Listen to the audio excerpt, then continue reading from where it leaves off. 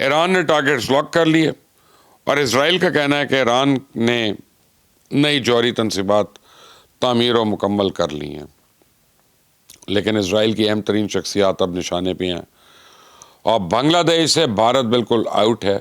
NPA Tariq رحمان اگلے وزیر اعظم ہوں گے۔ آپ دیکھ رہے ہیں مبشر لقمان چینل، میرا نام مبشر لقمان ہے۔ ذلت اور رسوائی اسرائیلی حکمرانوں کا مقدر بن چکی ہے۔ ان کا حال یہ ہو چکا ہے کہ پوری دنیا آج ان سے پناہ مانگ رہی ہے۔ یہ جس دھرتی پر قدم رکھتے ہیں وہاں عوام ان کے خلاف اٹھ کھڑے ہوتے ہیں۔ نیتن یاہو کل امریکہ گیا تو واشنگٹن میں لوگوں نے سیاہ جھنڈوں میں اس کا استقبال کیا۔ عیسیٰ اسرائیلی صدر جو ہیں وہ آسٹریلیا پہنچے تو میلبرن کے لوگ اس درندے کے خلاف سڑکوں پہ نکل آئے۔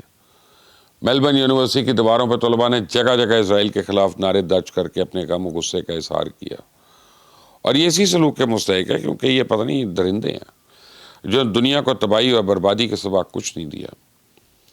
میں آپ کو بتاؤں کہ الجزیرہ نے اپنی ایک تحقیقاتی رپورٹ میں بتایا ہے کہ اسرائیل نے غزہ پہ حملوں کے دوران ایک ایسا تھرمو ہاک بم استعمال کیا جو دھماکے کے ساتھ 3500 ڈگری تک حرارت کا اخراج کرتا ہے، اور اس درجے کی تپش انسانی جسم کو مکمل طور پر راکھ میں تبدیل کر دیتی ہے۔ بتایا جا رہا ہے کہ اس بم کی تپش کی وجہ سے تقریباً 3000 فلسطینی ایسے ہیں جن کا کوئی نام و نشان ہی نہیں ملا، نہ لاش، نہ ہڈی، نہ خون، گویا وہ بخارات بن کر ہوا میں تحلیل ہو گئے۔ اور فورینسک ماہرین اور طبی عملے کے مطابق کئی مقامات پہ اسرائیل ترمباک حملوں کے بعد پورے کے پورے خاندان ہی غائب ہو گئے اور پیچھے صرف جلی ہوئی زمین اور ملبہ باقی بچا۔ تو معصوم فلسطینیوں پہ ظلم ڈھانے والی اسرائیل کی یہی بے رحم قیادت اب ایران کو ایک عالمی خطرے کے طور پہ پیش کر رہی ہے اور پوری دنیا کو ایران پہ جلد سے جلد حملے کے لیے اکسا رہی ہے۔ نیتن یاہو کا حالیہ دورہ امریکہ اس سلسلے کی ایک کڑی تھا۔ مسلسل امریکہ پہ زور دے رہا تھا کہ وہ ایران کے ساتھ مذاکرات ختم کرے۔ کل ایک رپورٹر نے جب اس سے صدر ٹرمپ سے سوال کیا تو انہوں نے دو ٹوک الفاظ میں اس کی تردید کی۔ ان کا اسرائیل کا کوئی دباؤ نہیں، وہ جب تک چاہیں گے ایران کے ساتھ بات چیت کرتے رہیں گے۔ اور پریزیڈنٹ ٹرمپ کا کہنا تھا کہ ایران کے پاس سوچ بچار کے اگلے مہینے تک کے لیے وقت ہے، اگر ہم پھر کسی معاہدے پہ نہ پہنچ سکے تو پھر دوسرے مرحلے پہ جائیں گے، اور یہ دوسرا فیز ایران کے لیے انتہائی تکلیف دہ ہوگا۔ In the back, I guess over the next month, something like that. Yeah, shouldn't take. I mean, it should happen quickly. They should agree very quickly. Yeah. تو سفارتی محاذ سے بھی ایران کے گرد گھیرا تنگ ہو رہا ہے، اور یورپین پارلیمنٹ نے ایرانی رجیم کے خلاف ایک مذمتی قرارداد منظور کی ہے۔ اس قرارداد میں پاسداران انقلاب کی قیادت پر پابندیاں عائد کرنے کی سفارش کی گئی ہے، جبکہ ایرانی حکومت سے تشدد کے خاتمے اور تمام سیاسی قیدیوں کی رہائی کا مطالبہ بھی کیا گیا۔ اب بریکنگ نیوز یہ ہے کہ امریکہ کے 2 اسٹرائک کیریئر پہلے ہی خلیج فارس میں موجود ہیں، اب تیسرا جنگی بیڑا USS جیرالڈ فورڈ بھی مڈل ایسٹ کی جانب چل پڑا ہے۔ تو اس اسٹرائک گروپ کو پہلے وینزویلا کے قریب تعینات کیا گیا تھا۔ نیو یارک ٹائمز کے مطابق اب اسے بھی مشرق وسطیٰ کی طرف جانے کا حکم دے دیا گیا۔ اور دوسری بڑی بریکنگ نیوز یہ ہے کہ ایران نے زیر زمین سرنگوں پہ مشتمل اپنے ایٹمی کمپلیکس کو ممکنہ امریکی حملوں سے محفوظ رکھنے کے لیے کام شروع کر دیا۔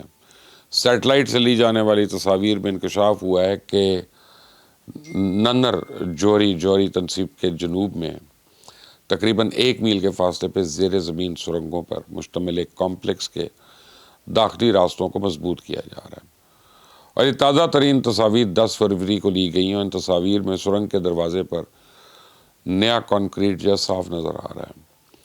تو امریکہ نے پچھلے سال اسی کمپلیکس کو نشانہ نہیں بنایا تھا، تاہم ان تصاویر میں کمپلیکس کے ارد گرد بھاری تعمیراتی مشینری اور مواد کی موجودگی اس بات کی نشاندہی کرتی ہے کہ کمپلیکس ابھی تک آپریشن کے لیے تیار نہیں ہے۔ تو سیٹلائٹ تصاویر سے تو یہ بھی واضح ہو گیا کہ اصفہان میں بھی ایک جوہری مقام پر سرنگ کے داخلی راستوں کو مٹی ڈال کر بند کر دیا گیا۔ اس جوہری سائٹ کو امریکہ نے پچھلے برس نشانہ بنایا تھا۔ میں نے آپ کو پہلے بھی بتایا تھا کہ ایران نے اپنے ٹارگٹس لاک کر رکھے ہیں، اور حملے کی صورت میں فوری طور پہ اپنے اہداف کو نشانہ بنانا شروع کر دے گا۔ اب ایرانی میڈیا نے ان اہداف کی فہرست جاری کر دی ہے۔ اپنی اسکرین پہ آپ یہ مناظر دیکھیں، تہران کا فلسطین سکوائر ہے۔ ایرانی قیادت نے وہاں ایک بڑا نقشہ لٹکایا اور نقشے میں تل ابیب اور حیفا کے ان تمام ممکنہ اہداف کو دکھایا گیا جو جنگ کی صورت میں ایران کی میزائلز کی زد میں ہوں گے۔ اور اس بینر پر اسرائیل کے لیے ایک وارننگ بھی درج ہے کہ شروع آپ کریں، ختم ہم کریں گے۔ تو میں آپ کو بتاؤں جس طرح پچھلے سال اسرائیل نے اندر سے حملہ کر کے ایرانی قیادت کو نشانہ بنایا تھا، ٹھیک اسی طرح اب ایران نے بھی اسرائیلی قیادت کو نشانہ بنانے کی منصوبہ بندی کر دی ہے۔ تو ایرانی میڈیا کل سے سینئر اسرائیلی حکام کی ایک فہرست نشر کر رہا ہے جو ممکنہ طور پہ ایرانی میزائلز کا ممکنہ ہدف ہو سکتے ہیں۔ اس میں سب سے پہلے تو وزیر اعظم نیتن یاہو ہیں، اس کے علاوہ اسرائیلی آرمی چیف ہیں، فضائیہ کے متعدد کمانڈرز ہیں، انٹیلیجنس چیفز کے بھی نام اس میں شامل ہیں، اور ایران کی جنگی تیاریاں بتا رہی ہیں کہ وہ دباؤ قبول نہیں کرے گا۔ ایران کے ساتھ اگر کوئی معاہدہ ہو گیا تب بھی خطے میں ایک بڑا آپریشن تو ضرور ہوگا۔ بنگلہ دیش سے بھارت اور اس کی پراکسیز کا مکمل صفایا ہو چکا ہے۔ نئے انتخابات میں خالدہ ضیاء کی جماعت BNP نے 2/3 اکثریت حاصل کر لی ہے، جبکہ جماعت اسلامی 60 نشستوں کے ساتھ دوسرے نمبر پہ ہے۔ حسینہ واجد کی عوامی لیگ کو عوام نے بری طرح مسترد کر دیا۔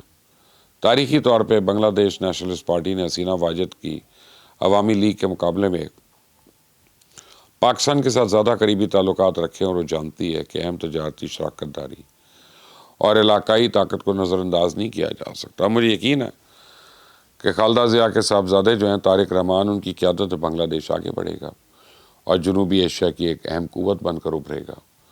اور میں آپ کو بتاؤں کہ بنگلہ دیش کے حالیہ الیکشن کے ساتھ ایک قومی ریفرینڈم بھی کرایا گیا۔ اس ریفرینڈم کے ذریعے آئینی اصلاحات کے بارے میں عوام سے ان کی رائے مانگی گئی۔ اس ریفرینڈم میں 67% ووٹرز نے اصلاحات کے حق میں ووٹ ڈالا، جبکہ 33% ووٹرز نے اصلاحات کے خلاف ووٹ ڈالا۔ اب ان اصلاحات کا مقصد ملک میں گڈ گورننس، جمہوریت اور سماجی انصاف کو مضبوط بنانا اور اقتدار کو کسی ایک فرد یا ادارے تک محدود ہونے سے روکا گیا۔ یہ تو تھی ابھی تک کی ڈیولپمنٹ، بڑی امپورٹنٹ ڈیولپمنٹس ہیں۔ اپنا خیال رکھیں۔ انٹل دی نیکسٹ ٹائم، اللہ حافظ۔